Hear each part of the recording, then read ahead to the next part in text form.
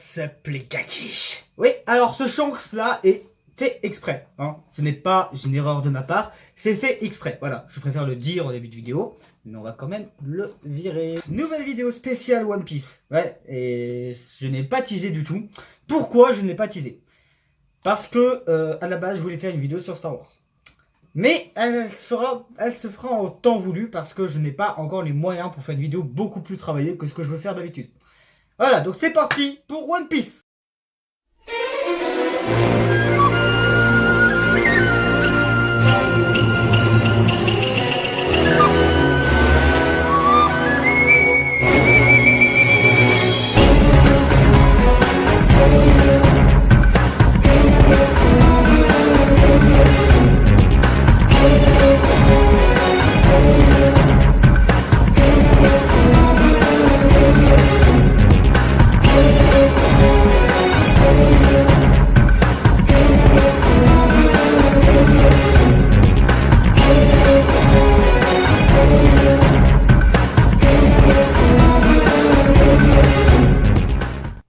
Ça, c'est sûr que c'est un nouveau décor. One Piece est écrit et dessiné par Eiichiro Oda. Je pense que je ne t'apprends rien étant donné que c'est l'un des mangas les plus connus au monde. Bon, alors, je vais devoir le comparer à certains autres mangas. Ah, petit fan de One Piece, tu te demandes pourquoi je parle de One Piece maintenant? Et parce que j'adore ça. C'est mon manga préféré.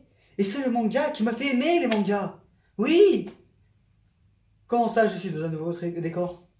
Je voyage. On a tous le droit de voyager. C'est d'ailleurs ce que nous demande One Piece. Voyage. De One Piece, il faut vraiment que je parle de l'histoire. One Piece est l'un des mangas les mieux gérés, tout manga confondu en fait. Que ça soit Nanatsu no Taizai, My Hero Academia, Naruto, Bleach, Fairy Tail, tous ces mangas ne sont rien par rapport à One Piece. Et je pèse mes mots. À la différence où ces mangas-là ont eu quelques soucis en termes d'histoire, One Piece a réussi l'exploit de ne faire aucune faute à chacun de ses arcs. Alors même si beaucoup d'arcs sont critiqués, genre Walking Island, le dernier arc qui est en date, qui est trop long. Et à la différence celui de Zo, qui est trop court. Ouais, bah écoute, hein, chacun ses critiques. Et il y a même certaines critiques qui n'ont pas lieu d'être. Comme le fanservice. Est-ce que tu connais la définition de fanservice? Parce que je suis désolé, à aucun moment il y a des choses... Ça, c'est du fanservice. Le fanservice, ça serait faire revenir Ace, par exemple. Et je veux pas vous le cacher à quel point ça m'énerverait. Exemple typique. Il y a je ne sais plus quand, il y a eu un spectacle sur One Piece où Ace allait revenir. Et la réaction de Luffy aurait été « Waouh, génial, super bien, grâce à une fille dont le pouvoir du fruit du démon permet de faire revenir des fantômes. » Et Eiichiro Oda les a appelés. Et il leur a dit « Non, ne faites pas ça. Ça, ce n'est pas Luffy. Respectez mon histoire, nom de Dieu !» Pardon. Faut pas que je m'énerve. Bien sûr, je vais pas te faire l'affront de te résumer One Piece. Ce serait vraiment t'insulter. Quoique t'es vraiment un petit con. Et voilà, One Piece est énorme sur beaucoup de points. Déjà, on sait que Eiichiro Oda a énormément de culture et ça se voit au fur et à mesure de ses arcs. Alors, je rappelle vite fait, le premier arc de One Piece nous parle de l'arc Buggy. Waouh. Alors, c'est un clown. Cet arc n'est pas extraordinaire. Oui, on est d'accord. C'est un arc juste sur la présentation de Buggy. Et il revient dans Impel Down, ce mec. Et il devient un Shichibukai. Comment ce mec a fait? C'est l'un des ennemis de One Piece les plus faibles. Alors, je rappelle quand même, au début, on a un peu peur de lui. Il plante Zoro. Et puis, au fur et à mesure, le mec devient un Shichibukai. Comment il a fait? Ce mec, c'est ce qu'on appelle un escroc. Vous savez à qui il me fait penser le plus? À Satan dans Dragon Ball Z. C'est le mec qui s'est attribué toute la gloire. Ça, c'est Buggy. Ce mec, comment il fait? Je ne comprends pas. Et d'ailleurs, il faudra qu'on parle plus tard de la relation qu'il a avec Luffy et Shanks. Oh, bordel. Alors, bien sûr, on va parler quand même des personnages. Parce que chacun sont extraordinaires. On parlera de Luffy en dernier, on va d'abord commencer par Zoro. Le personnage qui a le plus changé dans tout One Piece. Déjà, son œil. C'est son œil droite ou gauche? Oh putain, je m'en souviens plus. Son œil, il est maudit. Les théories sur son œil sont incroyablement complexes et on ne saura sûrement jamais ce qu'il y a derrière cet œil. C'est juste un œil où il s'est battu contre l'œil de faucon. On ne sait pas. Ce personnage est cool, bordel. Déjà, on va connaître un peu son évolution au niveau des techniques. Au début, toutes ces techniques sont des noms d'animaux. Mais au fur et à mesure que le manga avance, quelque chose s'installe. Zoro devient de plus en plus un démon. Et ça, on ne sait pas s'il est possédé. Son sourire, qui était à la fois mignon et aussi assez proche de celui de Luffy, est devenu démoniaque. On ne sait pas ce qui cache Zoro. Et ensuite, on va passer quand même au deuxième personnage le plus cool, Sanji. Quel point Sanji est cool, bordel de merde. C'est l'un des seuls Mugiwara à ne ni avoir de fruits du démon, ni avoir d'armes. Le mec, il se bat avec ses jambes. Et en plus, vous savez ce que représente Sanji?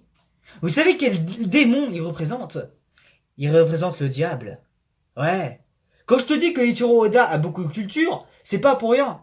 Chaque Mugiwara représente un démon. Je te conseille plutôt la vidéo du Mont Corvo pour comprendre ce que je dis.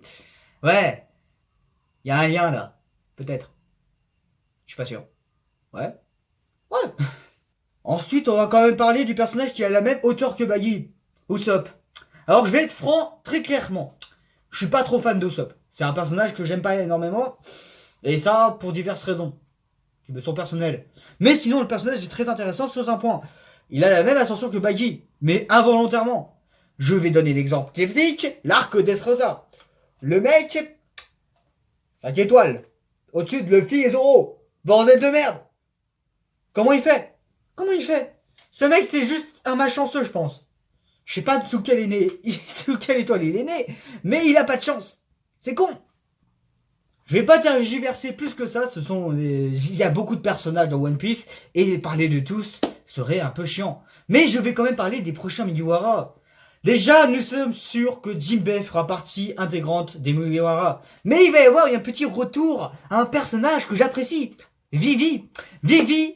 C'est officiel, ça y est, c'est tombé dans le vivre carte numéro je sais pas combien. Vivi sera le Mugiwara numéro 13. Alors nous savons aussi, enfin, c'est plus des spéculations, mais que Carotte sera officiel dans l'équipage. Et ça j'aime bien, j'aime beaucoup Carotte. J'aime en fait tous les Mugiwara. Celui que j'aime le moins c'est Usopp. Mais voilà.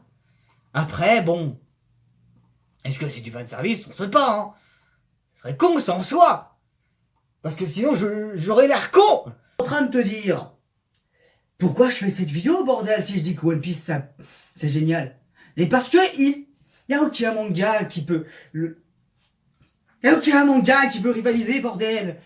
Tu peux pas comparer One Piece à Fairy Tail. Tu peux pas comparer One Piece à Dragon Ball. Pourquoi? Parce que là où Dragon Ball, c'est juste des combats bruts et pas énormément d'évolution de personnages... Oui, désolé. Alors, j'aime beaucoup Dragon Ball, il n'y a aucun problème, mais il faut être assez objectif. Hein. Dragon Ball ne sera jamais à la hauteur de One Piece. Me concernant, c'est ce que je pense. Mais bon, c'est pas grave, hein, chacun son avis, d'accord, hein? Ok?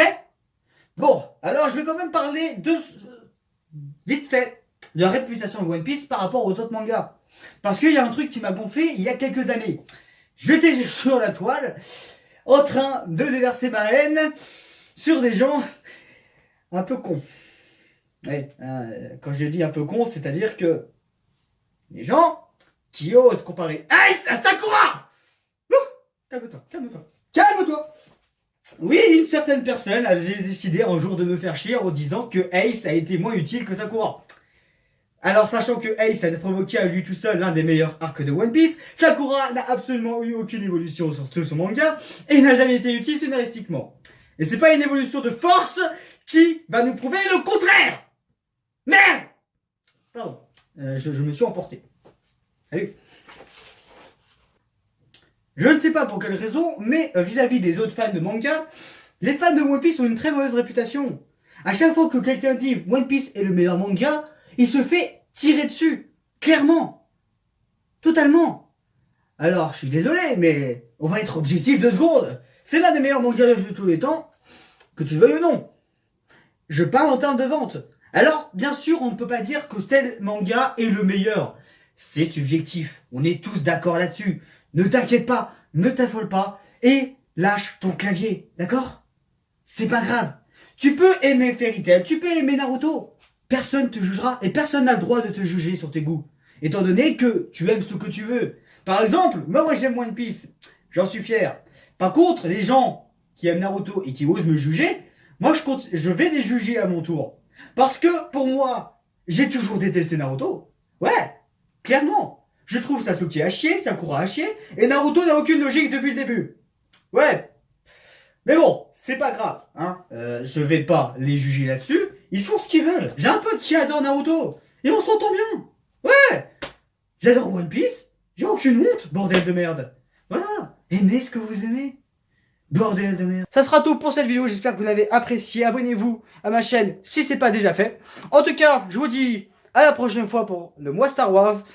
Je vous dis à plus. Ciao tout le monde. Non, on va arrêter. Non, on arrête les ciao tout le monde Piece. Ça appartient à Squeezie. Je sais, il en a honte. Je voulais l'embêter un peu, mais bon, ça va pas marcher. C'est dommage, hein. C'est con. Allez, à plus. Peace.